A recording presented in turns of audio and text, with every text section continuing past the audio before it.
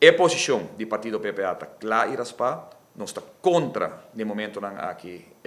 o paquete que está sendo apresentado, o landspaquete, riba qual está basa a intenção do governo e aparentemente de algum partido político aqui na Aruba também, para hinka kaft de Rijkswet, caminho que praticamente bota coi o Parlamento de Aruba e bota poner banda, bota sete opzij, sendo que nós pensa que se nós por convencer a Holanda, que nós está reconhecer, na primeiro lugar, que o erro não agora assim desse nós está essa parte, tecoaue, para todo político não que está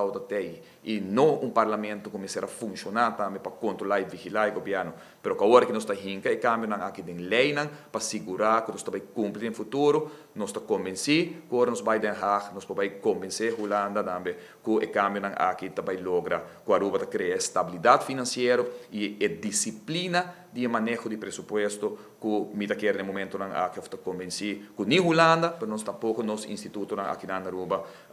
está sentindo confortável com ele.